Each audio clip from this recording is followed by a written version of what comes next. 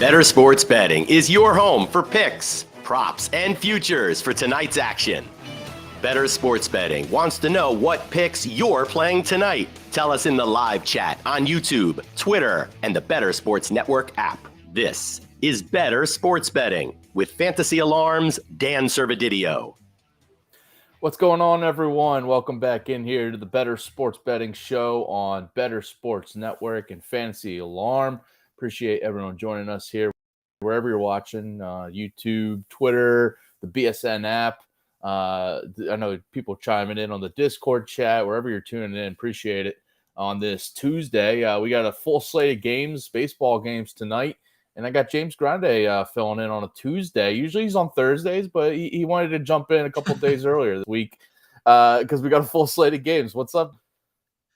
Yeah, chomping at the bit to talk about 15 games in baseball. Not that, we had a break, Servo, so I needed to get back into the mix, There was a week of no baseball. I didn't know what to do with myself. I was playing with my thumbs. We can only talk about NBA Summer League for so long, So good to be back here on Tuesday with all 30 baseball teams in action. I mean, as of now, there's a lot of rain forecasted for tonight. So and I think that's kind of been sweeping the East Coast in general, where there's just been rain. So as of now, all 30 teams are in action tonight. But happy to be here with you on Tuesday, and happy to talk some more baseball betting here on the Bettor Baseball Show. I know the MLB DFS stuff that you do, and later on tonight at 5:00 Eastern, you'll be on the MLB DFS live show. I know weather is a big concern with DFS because obviously you don't want to play someone in a game that gets rained out, and that sort of might get their start scratched, a couple innings just into it. So, but for betting, it's also it's more of a factor than you think, because if you want to do some bets and stuff, especially for pitcher props or even for hitter props, it just kind of messes up some of that flow. And obviously with weather being a big factor with games in Wrigley, we all know that.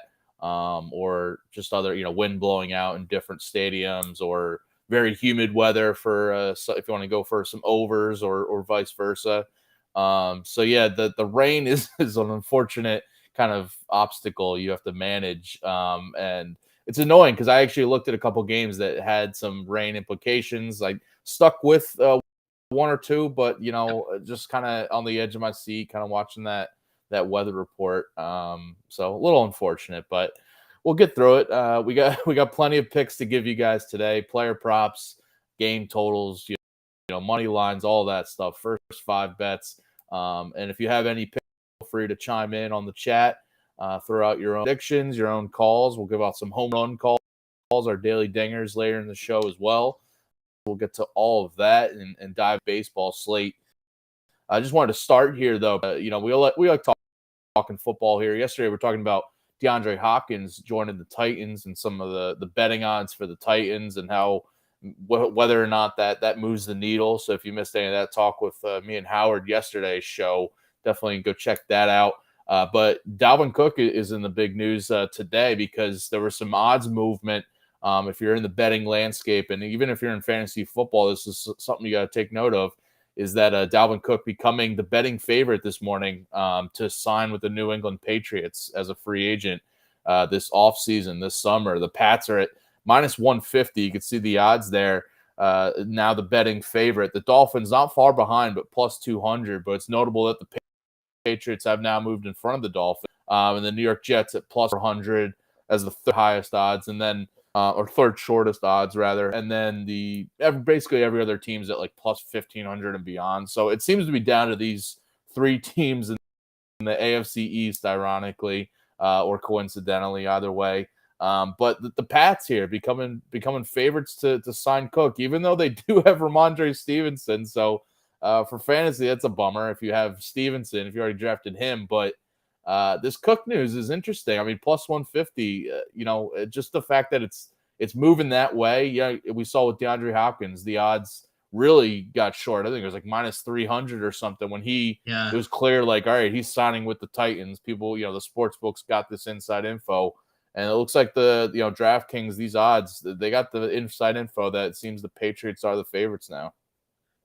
Yeah, I mean, it's still close. We know there had been the rumored like offer from the Dolphins, or the trade offer rather, last year or this offseason. Like there was the reports that Cook was close to becoming a Dolphin already. So like that obviously is lingering.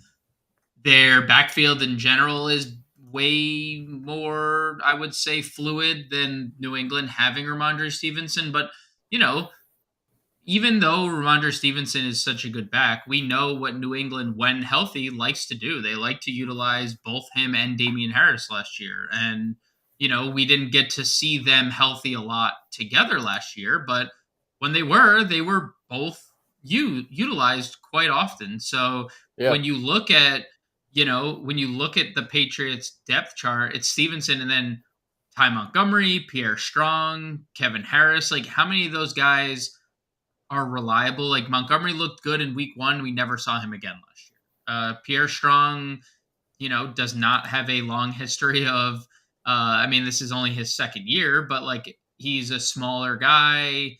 He's only 5'11". Like, he's not going to be a very reliable every down back if Stevenson went down. And like, Dalvin Cook at his age doesn't need to be the 1,100 yard runner that he's been essentially the last 5 years. Mm-hmm. If you pair him with a Ramondre Stevenson, that's a very potent backfield. I love the slot there for him. Obviously, not from a fantasy perspective. Like, that sucks for anyone that drafted either Dalvin Cook or Ramondre Stevenson. Mostly Ramondre because he's going earlier in drafts. But I'm not going to put it past Miami to make a late push here, Servo. I do think Miami is live to swoop in because they just have a very injury-riddled backfield to begin with. Like, you're going into the year and, 2 running backs that you have on your depth chart are Raheem Mostert, who's been injured, and I don't love the injury tag on players. Like, random things happen all the time, but Mostert's been injured like every year of his career. Same thing could be said with Jeff Wilson, and Devin A-Chain is a rookie. Like, there's a lot of question marks there. So I do think Miami is still live at plus 200. I know New England is now the favorite. I still have a suspicion Cook ends up in Miami. Not that there's been any new reports out there. Okay. I still would take the plus 200 odds right now in Miami to land Cook. Okay. By the way, just looking through DraftKings here, but you can shop around at different sports books. But Ramondre Stevenson's rushing yards prop for this whole season, it's set at 1,000.5 yards total rushing yards, and the under is at minus 130, the over at plus 110. There's a guy you mentioned, so like he wasn't the full starting running back all season last year, but he still had 40 rushing yards. So I guess DraftKings is kind of setting it right in the middle. I don't know what it was, honestly, before this Cook news came out, if it has dropped at all. But, if you think that he's not going to sign there, you'd probably take the over on Stevenson's rushing yards prop. But if he is, then maybe you have some pause there if you think he will sign with the Patriots. So that's interesting.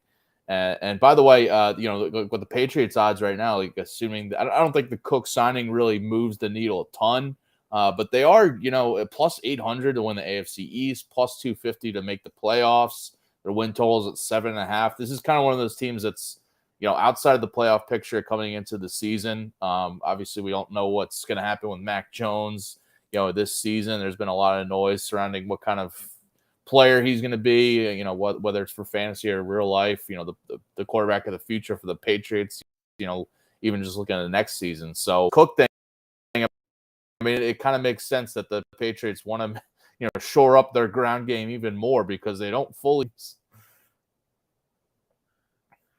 Yeah. And the thing is too, like, that is definitely, they were linked to Hopkins heavily. Now they're linked heavily to Cook. Like, they're clearly trying to upgrade their offense because, like, the uncertainty with Mac Jones.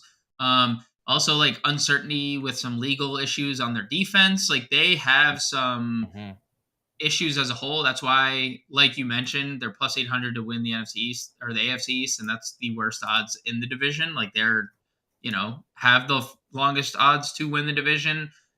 You also look like Miami, if Tunga Vailoa is healthy, is clearly a better team. If Rodgers can get back to where he was during COVID, where he won back-to-back MVPs, the Jets are clearly a better team, especially if Breece Hall's healthy.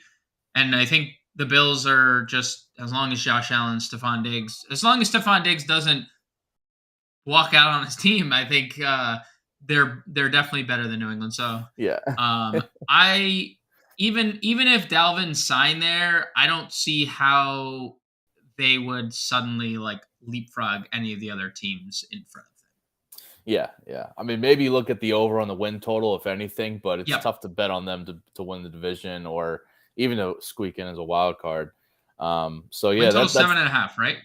Yeah, 7.5. Yeah. It's in that middle range where it's like I could make the argument it could go either way. It's like tough for me to actually lay a bet on that, but if rookie campaign Mac Jones shows up and they have Dalvin Cook and Stevenson as a 1-2 punch, I would bet the over. But if we get last year's version of Mac Jones, I mean, you also got to consider like the two guys calling plays last year they don't know how to call off like.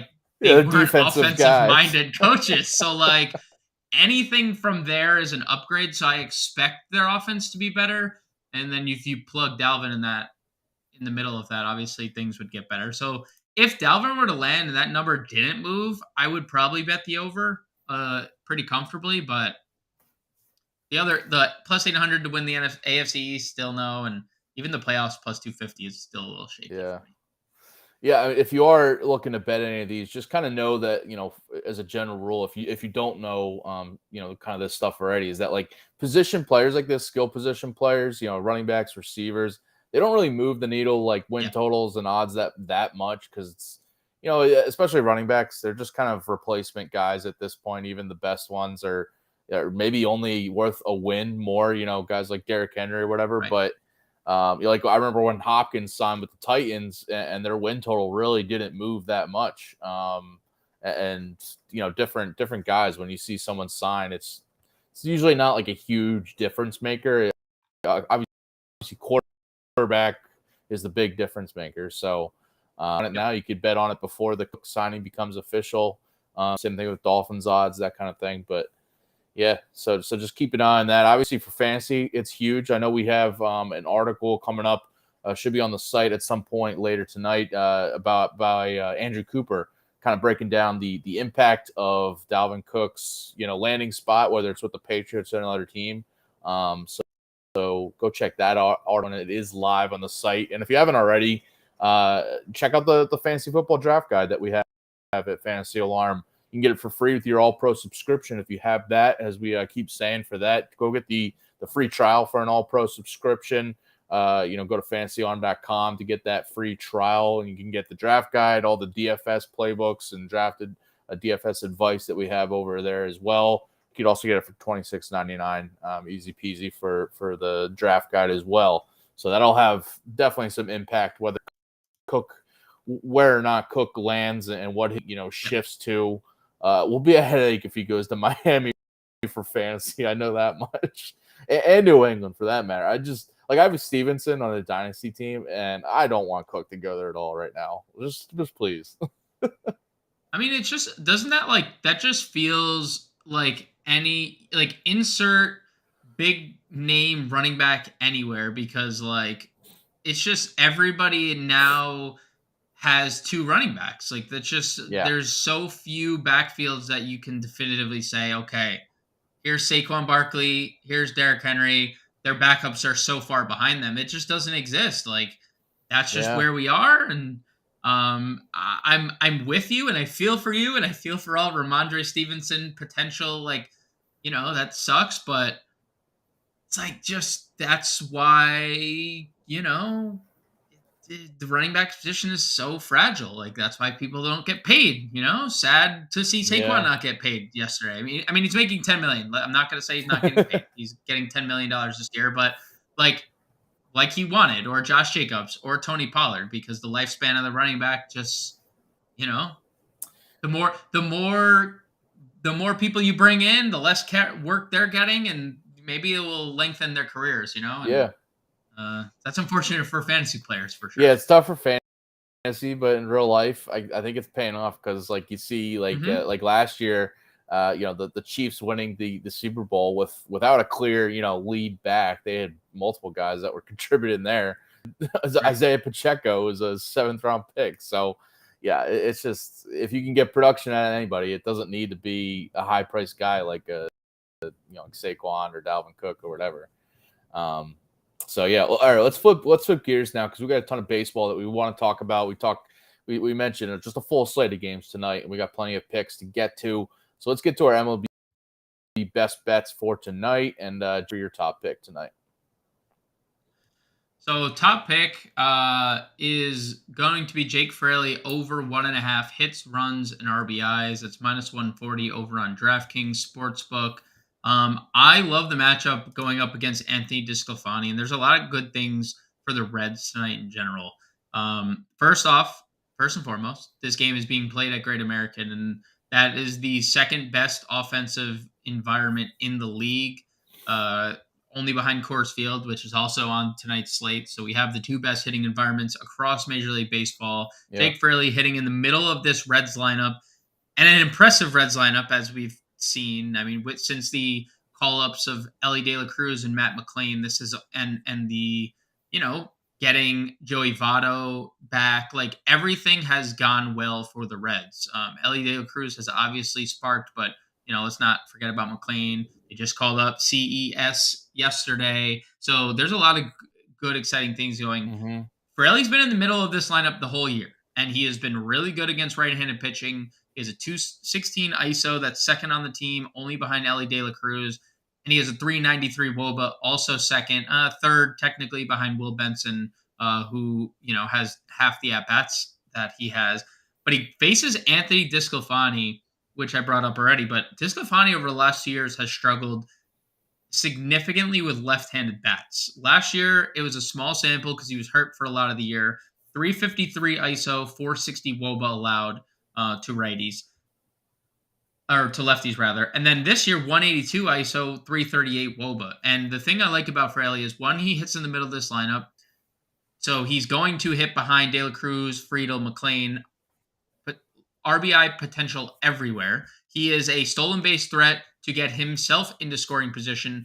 And the Reds have one of the deepest lineups in baseball now, that they have called up Strange, Encarnacion Strange, and they got Votto back. And now they moved Jonathan India hitting behind Fraley. So I think that we clear this 1.5 early in the evening, as opposed to waiting till we get to the San Francisco bullpen. I don't think we ever have to sweat this one out, because I'm very confident Fraley's either going to drive in an RBI with a hit early, or just get a hit and manufacture himself into scoring position where someone drives him in. So I love the Jake Fraley over 1.5 hits, runs, plus RBIs. Yeah, and an interesting aspect for the Giants Reds tonight is that their game last night got suspended. We were talking about rain impacting stuff, and that impacted this game. So it's 2-2 in the 8th inning, I think. When that game resumes tonight, I think it's 5:40 Eastern is the restart time, and then the actual game that your pick is on is starting up after that. So maybe Fraley gets in that bat just to get the juices flowing, and then he goes into the next game ready to go. Right. I like that. That. All right, my best bet I'm going with the Padres on the money line. This is mostly a fade of Alek Manoah. I need this multiple times in a row to see if he is actually back. He got, obviously he blew up and got demoted earlier in the season. He had a shaky outing in the with the Blue Jays rookie team, and then had a decent minor league outing, and then his first start back, he faced Detroit, which just keep that in mind. He had a good start. I got to give him credit, but I need to see it against a better offense, which is the Padres here. The Padres are just lighting up right-handed pitching lately. A 3-2 WOBA, 211 ISO against righties over the past 2 weeks of games before the All-Star break. And They have a low strikeout rate and high walk rate too against righties, which I think is trouble for Manoah if he just doesn't, keep it in the zone enough where, if the Padres are hitting it, that's one thing. But if he starts walking guys too, the Padres side of things, and just I need to see it again from Manoah. And the other side, it's Joe Musgrove, a really solid season, 3.29 ERA.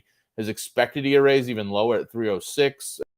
Pumping out really good outings almost every start now. 6 straight quality starts and a 2.09 ERA over his last 9 starts too. I know the Blue Jays off good, but against right lately they've been good against righties. But I just have more faith in the Padres side of things. I got this at -115 by the way, and it's actually moved more in the Padres' favor. But I'd still be fine betting that at -130. I think I've seen it at so. I'll just stick with the Padres money line. You can look at their first 5 too, because I definitely like just Musgrove versus Manoah in general here. So, but I think the Padres pen can get it done late and just hold down the overall win here.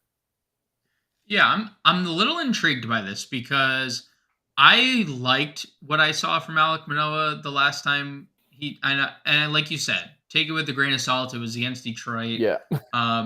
But it seemed like the beginning half of the year was him adjusting to the pitch clock. I mean, he's a big dude who kind of labors and takes his time and just wasn't adjusted to the pitch clock. And I think we've seen that on both sides of the ball. Like offensively, people have been taking longer to adjust and like who have been in a routine for 10 years. Like Manny Machado, it took a long time to get into his routine because been doing something for 10 years and then you suddenly, change it up. Because he did have that start in it wasn't any minor league, it was an affiliate.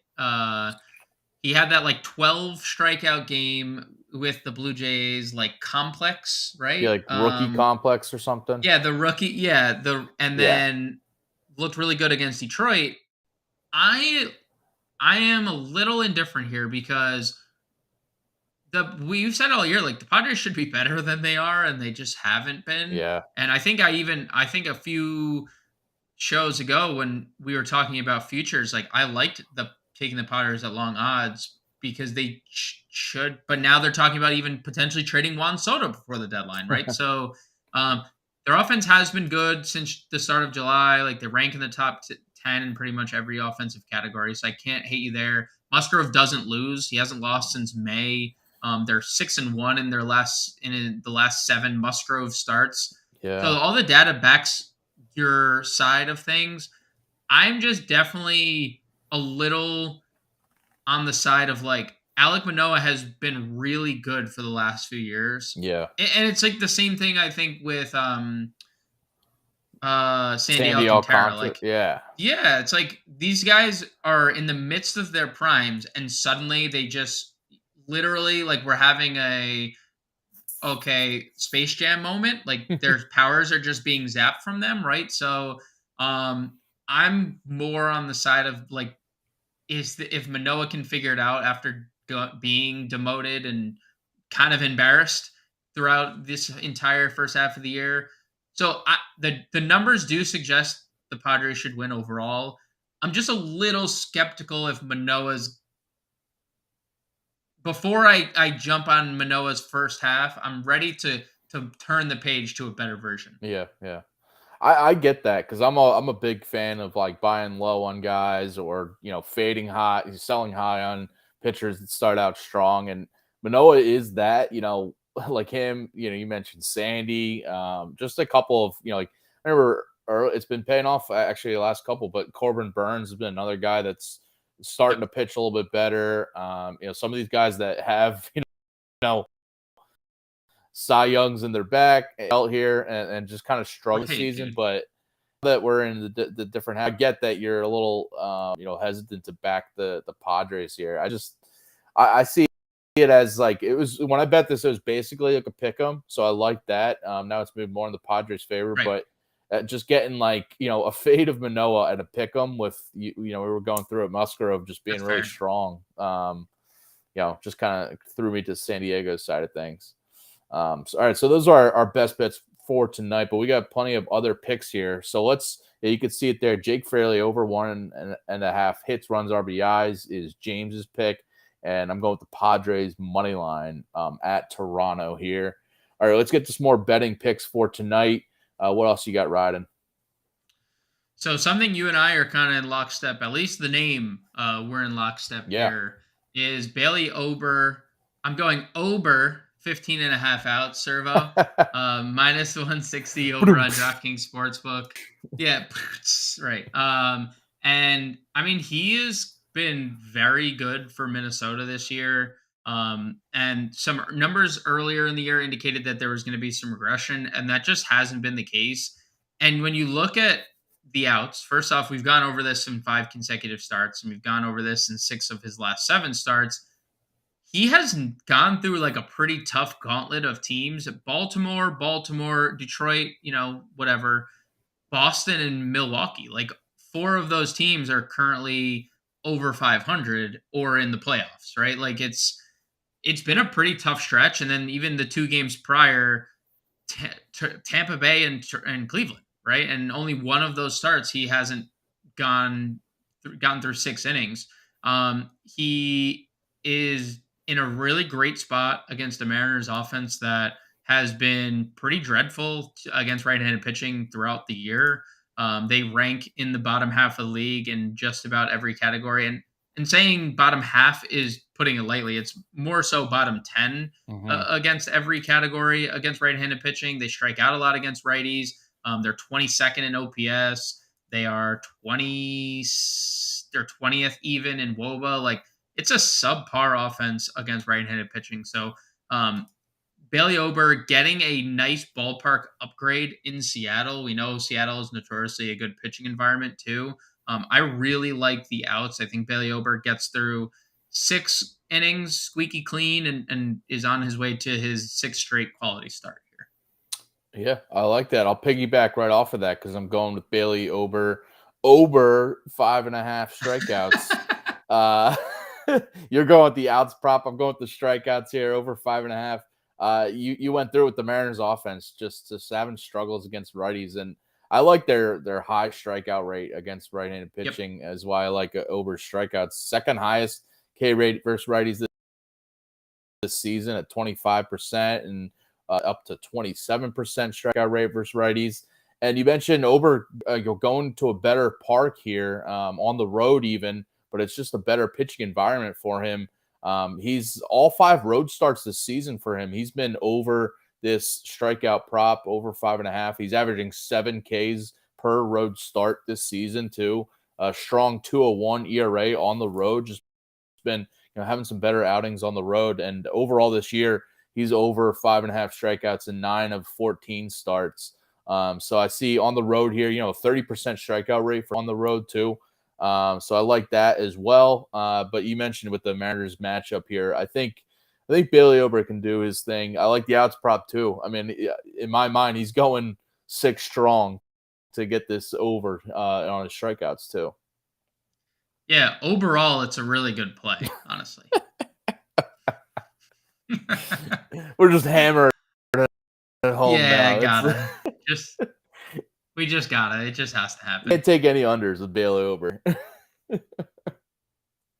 No. I mean, dude, that's like the joke is just gone. Yeah. Like the joke is just out the window, at that point. All right, what else you got tonight? All right, we're Obering out with that one. So let's move on to the ball. Oh man. I'm crushing this show right now, sir. I just want you to know I'm crushing this show. I know you're gonna carry this right over into the MLB DFS show. Right into it. Not even all gas, no brakes, Servo. All gas, no brakes. Yeah, we're carrying it over right into the DFS show. We're gonna go over to the Baltimore Orioles over 2.5 team runs in the first 5 innings. You can get that at -30 over on DraftKings Sportsbook. And the Orioles tonight are facing off against Michael Grove. And I love targeting Michael Grove. I say it every time he's on the mound because he's just has not been good. And the Orioles have a very solid 5.1 implied runs tonight. And they are a very, very good offense against right-handed pitching specifically. And what they provide is a lefty dominant lineup. Tonight, Servo, the Orioles have 7 lefties in their lineup. Michael Grove against lefties this year, 241 ISO allowed, 439 WOBA, 55% hard hit. Like terrible numbers against lefties. And you look at the Orioles lineup, Gunnar Henderson, 360 WOBA, Adley Rutschman, 340 WOBA, Anthony Santander, 350, Ryan O'Hearn, 390, Austin Hayes, nearly 370. Like the top half of this lineup destroys right-handed pitching. And again, it's the split that Michael Grove struggles with. They're going to get this done early and often. And, Michael Grove's probably not going to be long for this game, which, only will help this team total get over early. So because I think they're getting to Michael Grove, over 2.5 total runs in the first 5 innings. I like that a lot. Yeah. And that's a big reason why I'm going with the Baltimore Orioles money line. I think that the Grove side of things on this, 11.15 ERA on the road this year, compared to also in addition to just a 7.20 ERA as a starter. He's bounced between the bullpen and the rotation, but when he's a starter, 7.20 ERA this year. And in his last 5 of his last 7 outings, to your point, he's allowed at least 4 runs in 5 of his last 7. So I like that first 5 team total to go over, and that means Grove is having a bad start. But the other side of things, I like Tyler Wells against, even the Dodgers offense is strong. It's scary. Tyler Wells, 3.02 ERA this year. He's got much stronger numbers at home with a 2.57 ERA at home, a quality start in 5 of his outings. So I think he can kind of get it going and do enough for Baltimore on the mound while the offense is doing its thing against Grove. And then, the Orioles, I said this yesterday, and I missed on the Orioles money line pick against the Dodgers. They kind of blew it. Grayson Rodriguez let up a few runs, but they had it early, and it looked like they could have gotten it done. But the bullpen, though, is the big factor here because they have Felix Bautista and Yennier ready to go, haven't pitched in a couple days. Yep. Whereas the Dodgers have used a lot of their top arms in the pen the last few days. They just had a doubleheader against the Mets. So their pen isn't as well rested as the Orioles here. So I'm looking at the later innings, even though I think Grove is going to get lit up plenty, I think the later innings will be a factor, and the Orioles bullpen will hold down Wells' good start. So yeah, go with the money line there. Not too expensive on the money line either. Yeah, and you're always going to get a good number betting against the Dodgers, right? Because the Dodgers are just they're just naturally juiced in Vegas, and rightfully so. They spend more money than anyone else, and they have an elite talent pool. But Tyler Wells has been great this year. Probably one of the more surprising pitchers across the league. 5, 6, 7 straight starts he's allowed 2 earned runs or less. And I do think what you mentioned about the bullpen, dude, that Orioles bullpen is freaking nasty. Like Felix Bautista very well might be the best closer in baseball right now. And I'm totally with you. I like the Orioles in general. I think they're going to stake themselves to a nice lead. Whether Tyler Wells pitches well or not, I was wondering where you're going with that, and if that's where you were. I was going, in my brain, I've been processing it the whole time. It was brewing, but I was like, I hammered the Bailey Ober thing, so I might as well we'll skip one prop before we get back into the dad jokes. But I think they're going to be staked a big enough lead early to when they do turn to that bullpen, it's smooth sailing. I shouldn't say smooth sailing, because if you get to the Dodgers lineup, it's never smooth, top of the lineup. It's never smooth sailing. Betts, Freeman, Smith, Martinez, Muncy, that's not smooth sailing, but they've been so dominant. I agree. I do like the Orioles in this spot as well. Sweet. Yeah. So we're lockstep on a couple of these. I think we got a couple different picks here, though, at least not going against each other. So that's good. Right. But what do you got? What else you got tonight? I mean, I mentioned the Jake Fraley pick earlier, so naturally I'm going to be targeting Anthony DeSclafani. I think he's going over 2.5 earned runs. We don't have a Reds lineup available, and I think that's because what you mentioned, like they're not going to release the lineup ahead of Yeah. the conclusion of the suspended game from yesterday, where you never know what could happen, injuries and so on and so forth. But um, Discofani's still going to face a very potent Reds lineup that is likely to include lefty and De La Cruz, lefty and Friedel, lefty and Fraley, lefty and Votto, lefty and Benson. Mhm. Jonathan India has been better against righties this year. Matt McLean has hit everybody since being called up. And again, like Anthony Disclafani has not pitched well against lefties specifically this year. Righties even have hit him for a little power. So when you look at the McLeans and the Indias of the world, who both have over a 160 ISO, they could take advantage of him in Great American Ballpark. So I'm gonna go Anthony DeSclafani over 2.5 earned runs. He like for what he once was, because he was like a pretty good pitcher. He's coming off the IL, and I know like, is he going to be long for this game? Maybe, maybe not. But even in the start prior to his stint on the IL, he gave up 3 runs in 3 innings and 55 pitches, and he's hit this in 3 of his last 4 starts. And only one of those starts he's gone over 80 pitches. So he's been hit hard in starts he hasn't even pitched deep into. So I'll go Anthony Disclafani over 2.5 earned runs, and that's I'm a product of the Reds offense at home in this spot. Yeah, I'm expecting the Reds offense to wake back up after they were very quiet against the Brewers. Then I think that it's a matter of time until we get a big explosion from them. So it could very well happen here. So I like that. All right, my next pick here, I'm going with Bryce Harper over 1.5 total bases. This is, I swear, I am a Phillies fan. This is not a bias for the Phillies, but my Phillies fandom has maybe realized that Harper's starting to heat up now. He's in the Padres series right after the All-Star break. He went 6 for 13. And he finally hit a homer for the first in about 2 months. He finally went deep. And he's now hitting 5 with a 16 slugging percentage in the month of July. He's been rolling here. The Phillies offense is rolling in general, and they got Julio Teheran on the mound tonight against Milwaukee. And if you look through BVP numbers, which I know you do, Grande, it's Harper's at the top of the list today. Massive sample size, so you have to take that into account. But a 404 batting average against Teheran in his career, 19 for 47 are the exact numbers there, with 9 home runs. Just some massive, impressive splits there for Harper. And he's got a couple of other, good splits in his favor too. Just he's been a better hitter at home this year, 337 batting average, better against right-handed pitching too, 322 batting average there.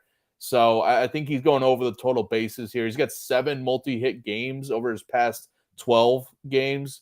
So whether or not he gets an extra base hit or not, I think he can get a multi-hit game here. Just really good numbers against Teheran. Just kind of that cherry on top for this over on the total bases. 9 home runs against Julio Teheran. I mean, you never see that with BVP numbers. No, you don't. I mean, that's like that's the interdivision Bryson, Washington, and Teheran and Atlanta numbers, right? Like those are, and to your point about Teheran, specifically lefty power has given him the most issues this year. He has a very high fly ball rate, and he has a massive ISO 217 allowed to lefties, and that's check and checkmate. Like if you're allowing a lot of fly balls and a lot of power, those two things are directly connected. Like if you're throwing 4-seam fastballs that are getting lifted in the air, they're going to leave the yard. Especially Teheran is not someone who's ever been throwing like 98, 99 miles an hour. So I love that pick. I think Bryce, is live to finally start hitting more home runs because, like you said, he just hasn't really done so. So I like that pick a lot. I think Harper is in for a big day, and the Phillies offense continues to roll. Servo, and I want that because I have a lot of Phillies exposure in my fantasy leagues, and I have been salty since day one that I took Trey Turner first overall in FSGA, and I took him first in like a bunch of best balls, and I could have had Ronald Acuna, who's might have like the best statistical season of all time. So like, please, Trey, like wake up, Turner's starting to heat up, though. You can feel a little bit better now. Well, and if Bryce continues to heat up, more runs scored for Trey in front of him, right? So please, to all the Phillies, just wake up, please. Yeah, I could back that as a fan as well. Hopefully. All right, what else you got before you get to some home run calls? We both got a couple more. Yeah, I'm gonna go with Luis Robert over 1.5 hits, runs, and RBIs. And look, the guy has had a pretty incredible season, and it was about time he stayed healthy to showcase this. He hasn't been healthy in his first few years in Major League Baseball to showcase it, and now we're getting the full experience. He is an insanely talented dude who has massive numbers against right-handed pitching. He's hit 21 of his 27 homers against righties. Is a 288 ISO, a 362 WOBA, both lead the team. And what I love about Luis Robert is also he's not afraid to steal bases, which we have already on the mound. So naturally, easier to steal on. And then you look at Cookie Carrasco, who's starting for the Mets tonight. And where Carrasco has struggled all year long is against right-handed bats. He is a reverse splits pitcher in every sense of the word. 277 ISO allowed to righties, just a 124 ISO allowed to lefties, 381 WOBA allowed to righties, 324 to lefties.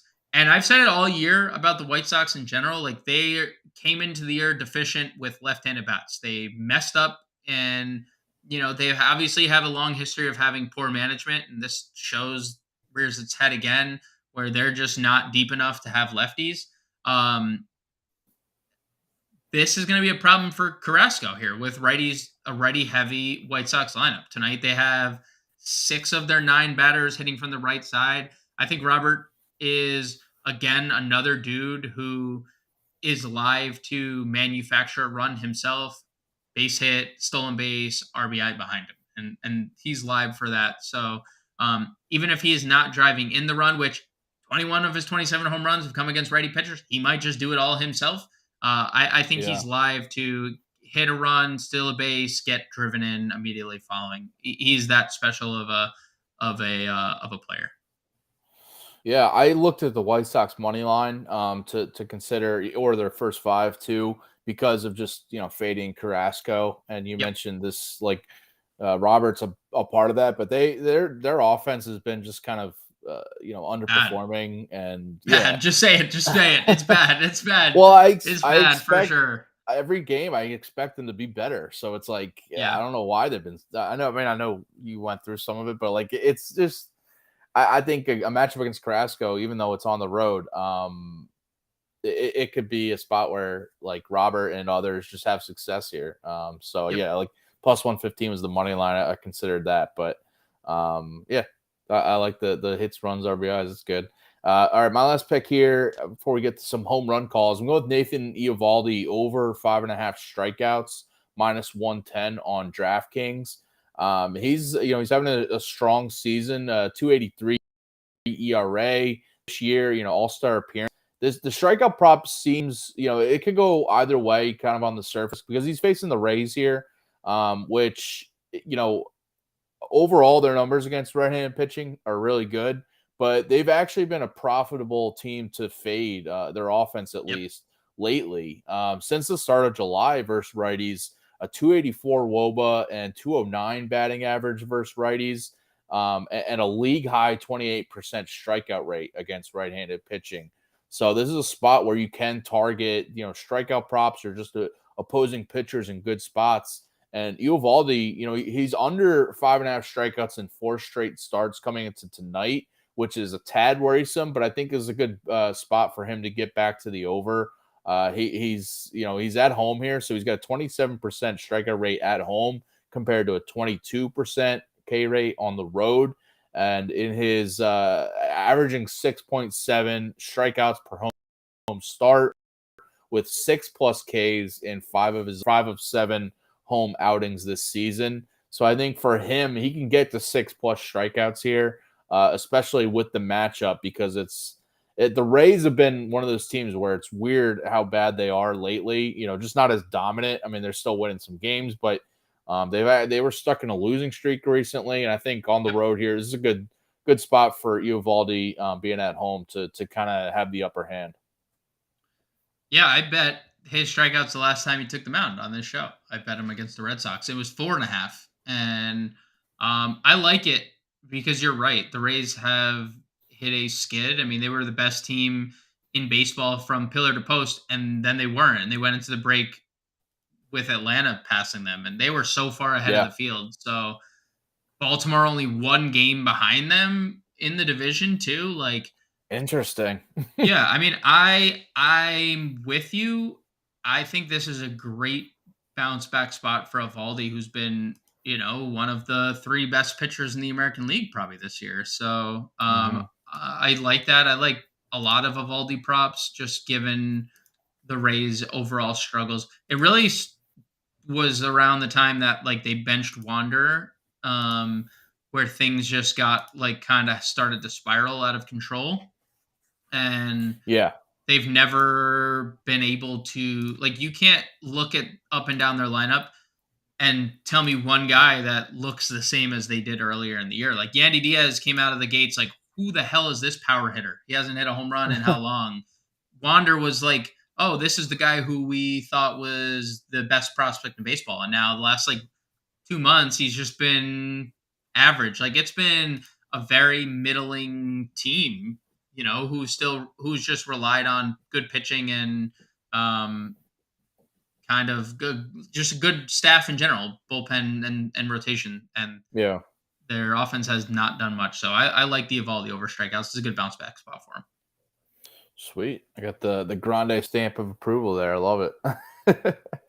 All right, let's wrap things up before we say goodbye on this show and do our home run calls for tonight, our daily dingers for tonight's slate. It is out of here. Now that's a dinger.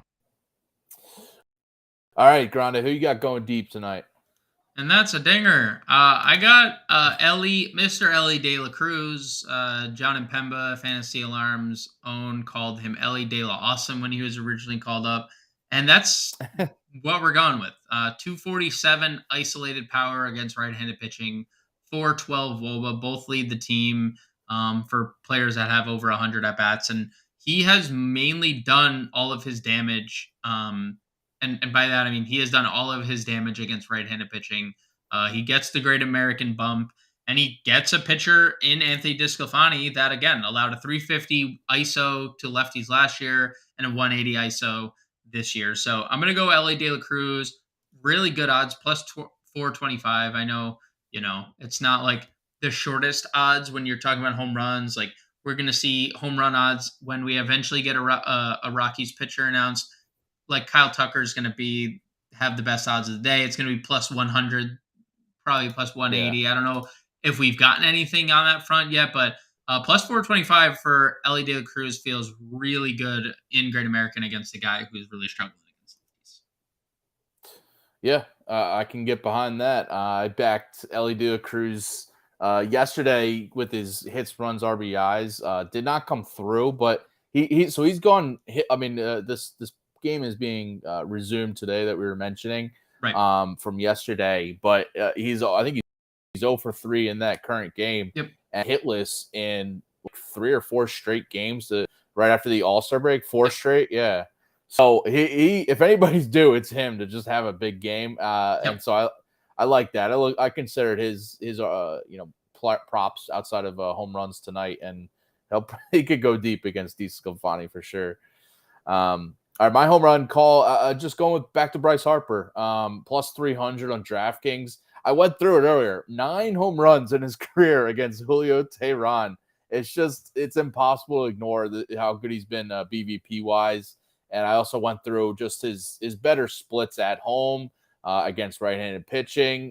You outlined Teheran's struggles against lefties this year, and especially in the power department. And he's also had worse numbers on the road. So I think this is a spot where if it's not Harper, maybe it's someone else in the Phillies, but I think Harper can go deep here because of that. He's heating up. He hit a homer 2 days ago, so don't about to hit again. Multiple games in a row, maybe, but we'll see. But at least tonight, I'm banking on it. First baseman Bryce Harper about to start playing some first base, hitting home runs like a true first baseman should. Like a true first baseman should be heading for some power. He's gonna be like the next Anthony Rizzo. He's just gonna be hitting homers left and right. I mean, I wish Anthony Rizzo hit home runs. Maybe not this what year, happened to that version? Yeah, what happened to that version that was hitting home runs? If you don't want this year's version of Anthony Rizzo, let me tell you that. No, you don't. All right, so those are our home run calls here. We got Bryce Harper and we got Ellie De La Cruz both going deep here. There you can see the odds, plus 425 for Ellie, plus 300 on DraftKings for Bryce. So hopefully they parlay those together. It's some juicy odds. You can get 2 homers tonight. By the way, there is one weather-wise has just a little bit of question marks. So just keep an eye on that. Just some storms, I guess, in the area. But as with all these, you kind of want to glue to the Fantasy Alarm weather report that we have there. Just kind of keep track of different updates as we get closer to first pitches. Getting closer to 6:40, 7 o'clock, whatever these games are starting. So just keep that in mind. If you haven't already, definitely go to Fantasy Alarm to get that All-Pro subscription. You can get best bets articles. You can get the MLB DFS playbook for tonight. I know we'll have, like this upcoming weekend, we have a big UFC card. We'll have a UFC playbook. The Open Championship, if you want to play some PGA DFS, we'll have that. So if you go to fantasyalarm.com right now, Alarm50 is the promo code to get first 6 months, 50% off those first 6 months, and get a free trial as well to the All-Pro subscription. James, appreciate you joining me here on a Tuesday. Tomorrow at 4 o'clock Eastern, this Bettor Sports Betting show. Howard Bender will be back tomorrow. But, James, good luck with your bets tonight, and hopefully everyone else cashes. Up next, by the way, the MLB DFS live show, quick pitch live show with Colby and James Grande. So stay tuned for that. Get those DFS lineups in as well. All right, everyone, good luck, and we'll see you tomorrow. See ya.